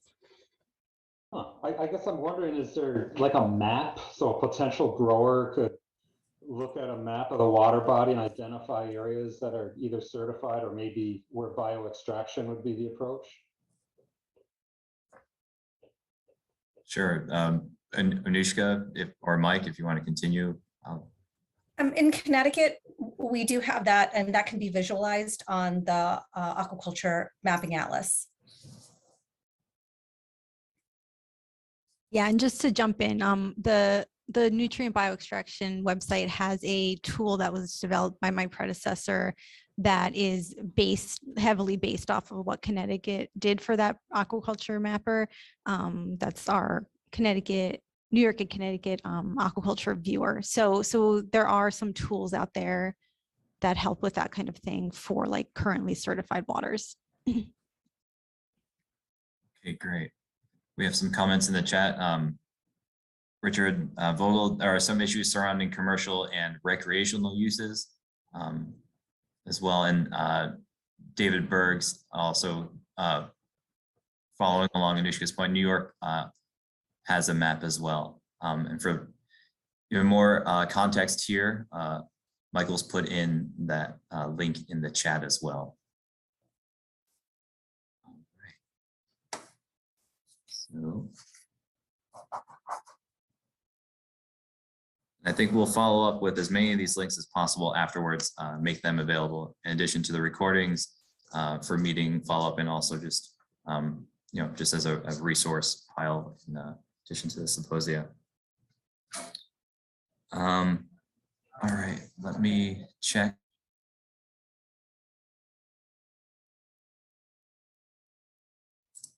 Michael's also posted the DEC outdoor link in the chat as well. Let's see, new hands. All right, let's move forward with another question for the group. This one is about user conflicts. So is there any use of coastal waters that you think will be disproportionately affected by future bioextraction operations, especially because we want to make bioextraction possible in uncertified waters for shellfish?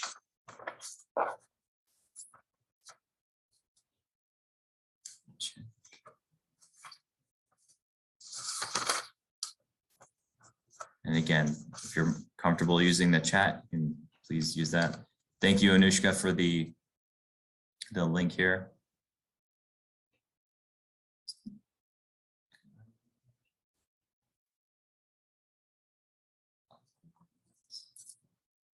All right, I'm not seeing any hands raised for participants, and the chat is full of resources and links at the moment. So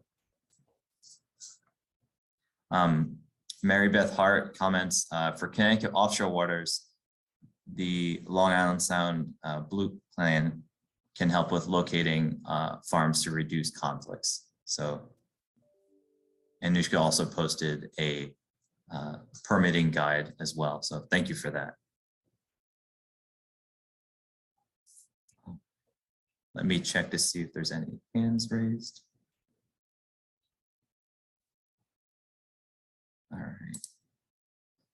And again, Mary Beth Hart has posted a link to the Blue Plan, Connecticut's Blue Plan, excuse me.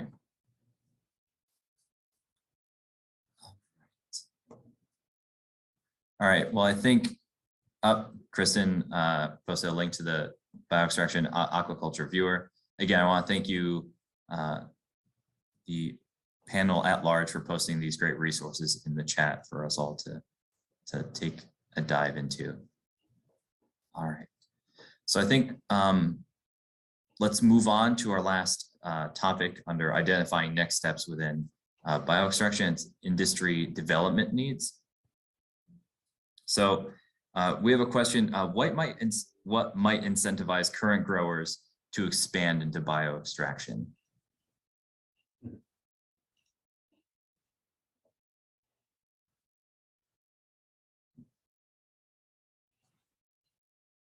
Again, please feel free to comment in the chat or raise your hand if needed. All right. Oh, I have from Nanda. The U.S. imports a substantial quantity of seaweed. Would that imply that the potential market in the U.S. is high, and if local producers are competitive, that there are markets to be tapped?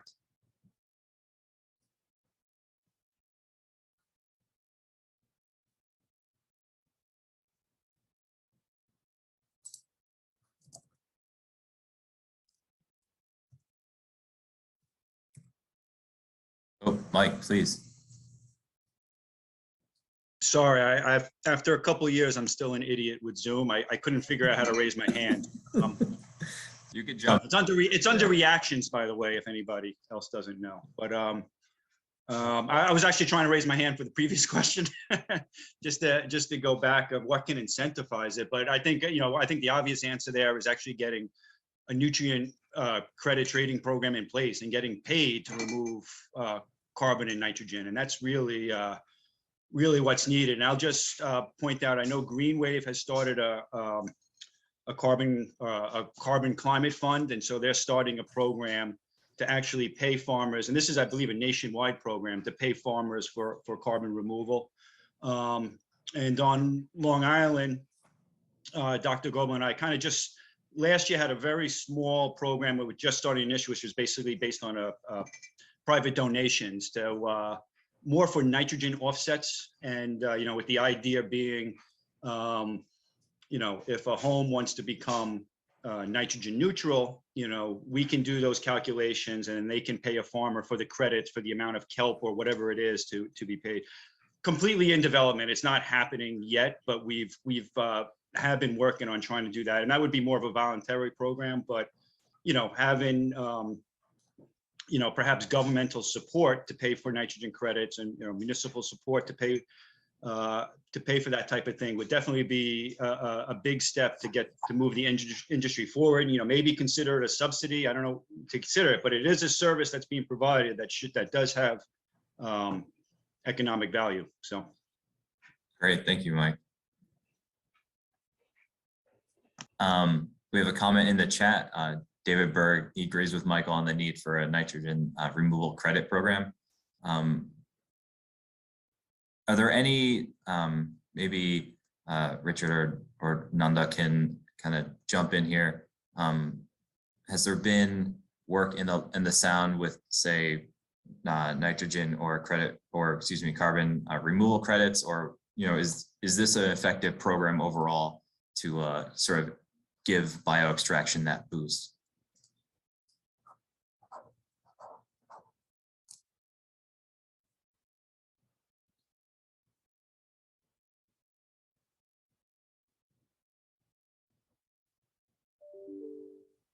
Right. Just check the chat again. I see. Oh, Mike, you lowered your hand. All right. Yeah, just to follow up, kind of what I said before, I don't think there's been any program, but I mean, the Green Wave does have this now carbon credit program. And just, I know down in the Chesapeake, on the Maryland side, I think Virginia also, but they've started a nutrient extraction program down there for oyster aquaculture. Some of the payments have already been made too, from what I understand. So it's actually starting to pay some of the farmers for their work down there. Great. Thank you, Mike. There. Let me just check the chat again. And I think we could go move forward with another, David Berg says mass on the Cape, as far as the nitrogen or carbon up there as well. Thank you for that, David. All right, so I think, oh, David, please, I see you have your hand raised. Yes, I think one of the issues locally is whether the state will accept bioextraction as a trading credit, especially in New York. New York doesn't have a trading credit program in Long Island Sound or in any of the other embayments. So I think that's one of the problems, the fragmentation of responsibilities in New York, with towns and villages and counties all involved in some of these issues. Thank you for that, that context there. I think that actually ties into the next question I was going to pose to the group would be, what are some of the fears that growers might have with participating in bioextraction? So if we're looking at it from a context of, nutrient removal there and having those credits, I had mentioned there might be some apprehension there, but I'm happy to hear comments here.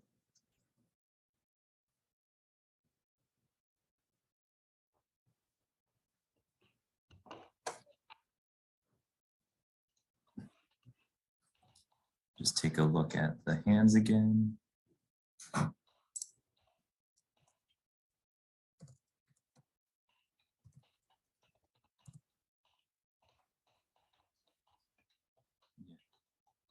right, I see that we have a question come in from Ronan asking if could nori seaweed be grown in East Coast waters and which area would be suitable? Anyone want to take up that question? I see Anushka. No. Stephen as well. Oh, Stephen, please. I see your hand. And Okay, yeah, I thought I'd try the hand waving thing. So yeah, nori seaweed can most definitely be grown in Maine, and by nori seaweed, I'm talking about labor porphyra species, not the pyropia species that are grown in Asia to produce nori. I think there's a big commercial potential for a domestically produced nori sheet. It doesn't even necessarily have to be made from labor. I think even if you made a nori style sheet from something like sugar kelp, you'd find that there's a pretty good market for that. And Maine Coast Sea Vegetables, the founder of Maine Coast Sea Vegetables, Chef Earhart, actually worked on a project to grow labor up in Cobscook Bay. I think it was in the 80s or maybe 90s, and he was working with some researchers from Washington State who had first tried growing it up there. They tried growing the Pyropia species, which didn't do particularly well in Maine waters, and the funding dried up for the project, but they did actually manage to grow a crop. They brought in a nori paper making machine, and they even had a Japanese technician come over to train them on the use of that machine. But when the funding dried up, that machine ended up being scrapped. But yeah, there's a lot of potential there, and I think it could be done. So I'll just add to that. It depends upon the biology of the organism, right? And so nori is not native to southern New England waters. And so we don't want to introduce something that doesn't belong here in our waterways. It grows in Maine.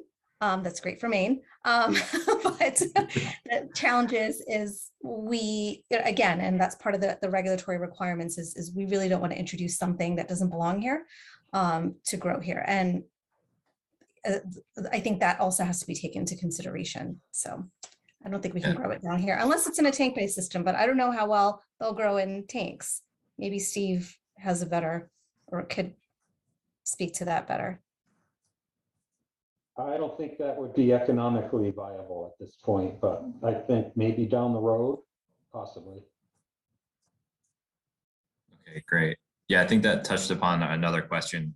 I see some conversation going on between Anushka and Stephen, and the question being, are there any lessons that that can be learned from those in attendance from outside the program, from outside the Long Island Sound study, Steve, that can be used and applied to what we're doing here in the Sound? I think that what we touched upon just there was not introducing any nothing that will sort of disrupt the ecology that we have here going on in the Sound. We have species that are more than amply growing here. So all right, let me check the chat again. See, we have one new message. We have one new question. Steve, is your hand still raised from before, or? I can, yeah, but I can. No, it's fine. I just didn't want to cut you off. That's all. No, I can answer this question too, Sure. or at least give my opinion on it.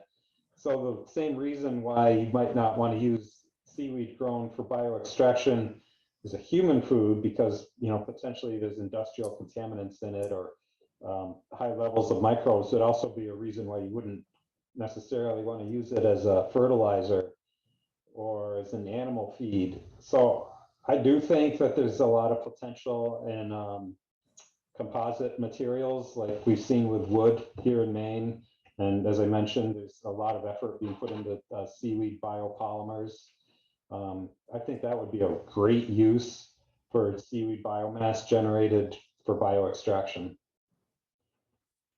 And again, I'll unraise my hand now. All right, Anushka. Oh, I want to put Steve back on the spot. Sure. Would you be able to speak to the cost of, say, biorefineries and what the process it would take to get biorefineries established in southern New England? Because creating polymers, you can't just do it yourself. Like, you need like large generators and you need to convert all that material into something that's usable. Do you know the process at all on how that would occur? I wish I could speak to that. I know there's a company in Rockland, Maine that it's in the colloid segment, and they have a significant plant down there that's bringing in seaweed from Indonesia possibly and using it for colloid manufacture. So, it would be on that scale and it would require significant investment. And I think all of that has to be preceded by R&D. And so, maybe that's where we need some R&D focus right now.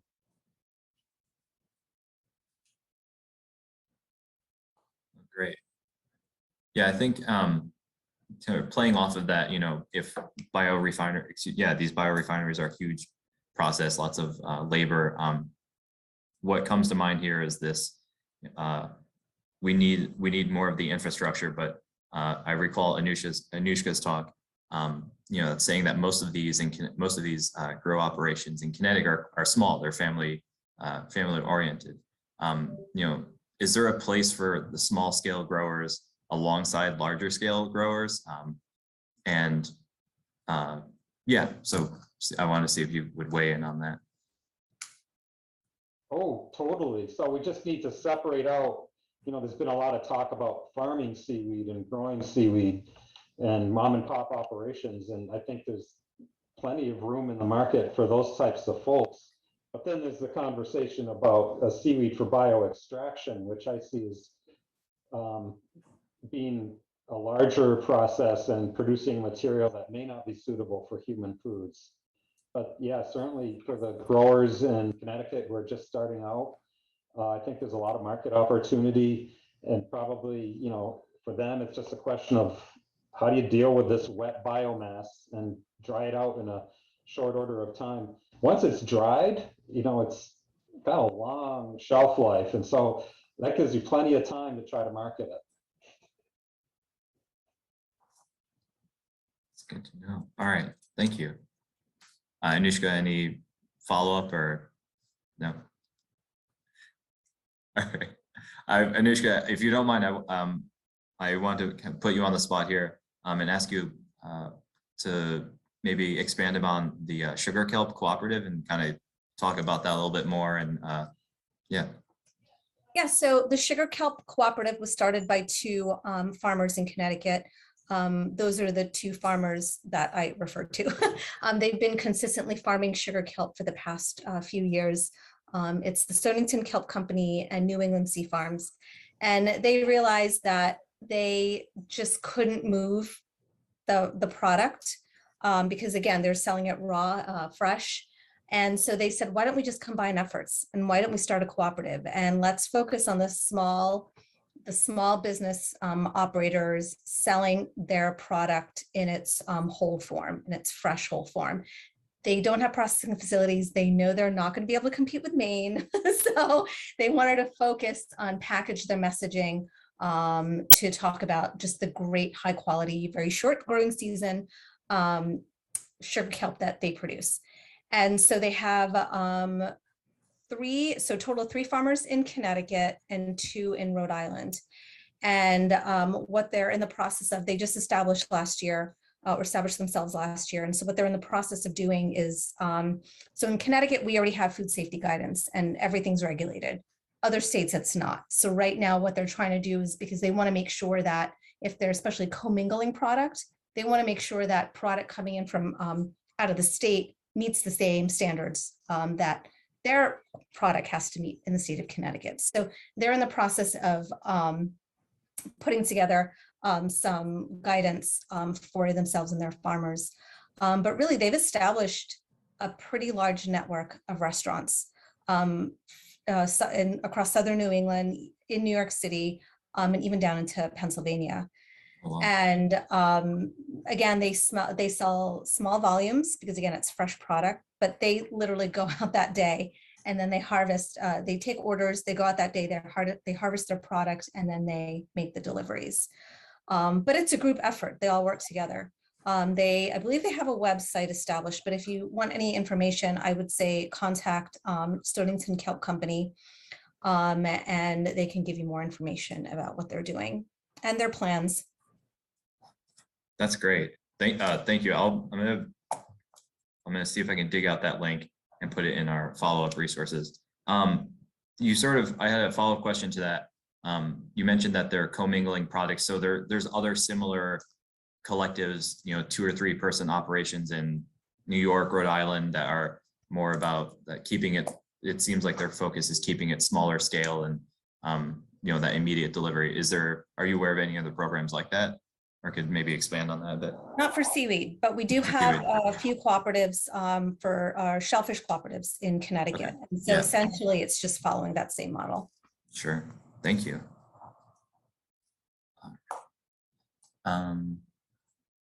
We had a comment from David Berg in the chat that New York Connecticut and Rhode Island growers need a processing facility to serve the 3 states. Yeah. All right. So let me check our hands again. All right, no hands up. We did have another question come in. As far as water quality effects, has there been significant shifts or improvements in algal bloom trouble spots in Connecticut since these kelp projects have begun? Since I think I'm the only Connecticut person on the call right now. So not really, we haven't seen much of a difference. It hasn't really made much of an impact. Again, the farms are so small and the time of year, it just doesn't really coincide. And we don't have bays like you do in New York. So it's all kind of open to the sound. Michael, I see your hand is raised. Yeah, I following up on what Anusha just said, the scale is not probably there yet with seaweed aquaculture to really have any ecosystem level effects as far as nutrient bioextraction. But an interesting, avenue of research we've been following, that's with Chris Gobler and Chris Gobler's lab, is looking really just at the localized effects around the seaweed.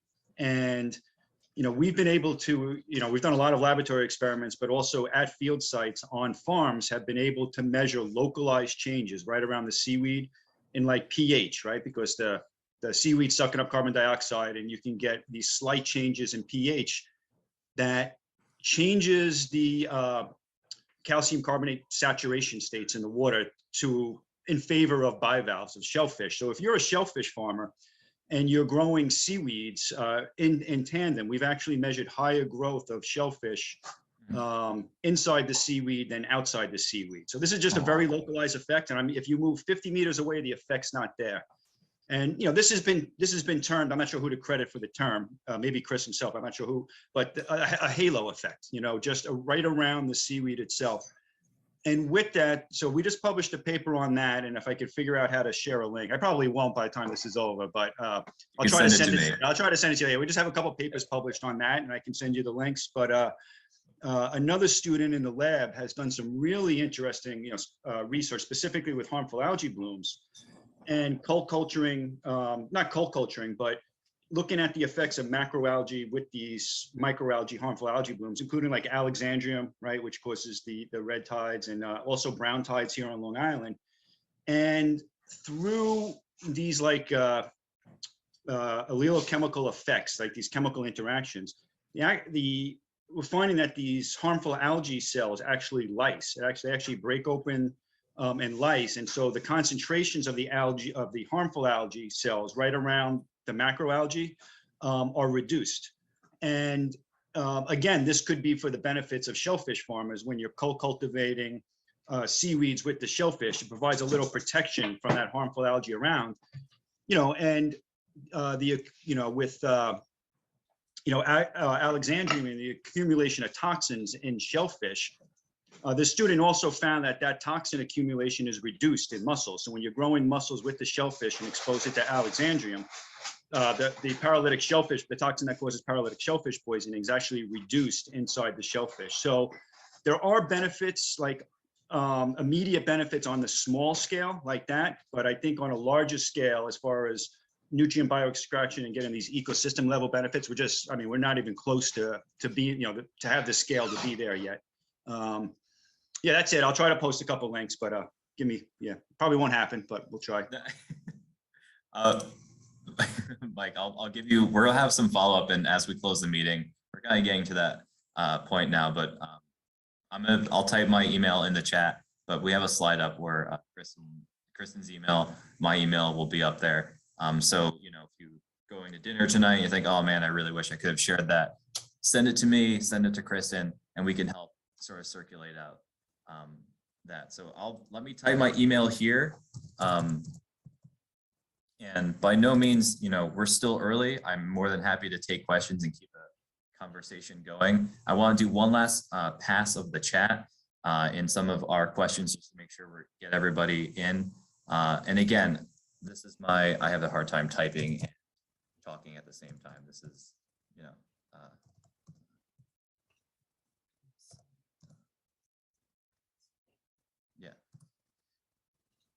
yeah, you see my email on the screen as well.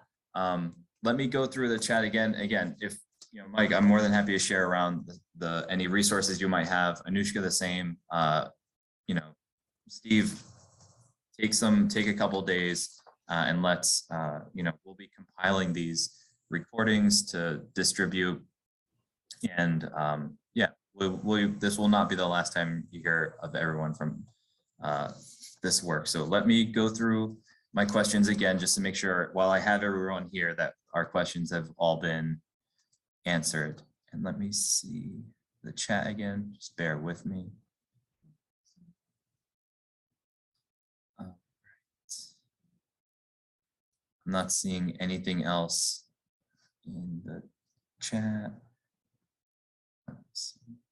All right then, so I think, one last. All right, Michael, thank you for sending that over. I see Bob. Yes, Bob, please ask your question. You can come off mute if you'd like, or you can type it in the chat. Yeah, hi everyone. Bob Moser here, retired science teacher. This might be a little off the track, but yesterday was probably more appropriate time to ask the question, but since I've got everybody and we're about ready to bail out, I've been looking at harmful algal blooms in freshwater ponds here on the south shore of Long Island. I've been working with Chris. Last summer, I had collected samples from 7 local freshwater ponds here, and he was doing the analysis for harmful algal blooms. And we really haven't had a problem, thankfully, yet. But I was, you know, when I saw that this symposium was happening, I wanted to jump on just to see, is anyone looking at, because these ponds appear to be quite eutrophic and full of macroalgae. And I'm just wondering if anyone has considered harvesting or attempting to do anything in freshwater ponds with respect to macrophytes and keeping the nutrient levels low. And maybe that's the reason we're not seeing harmful algae happening in these ponds as yet.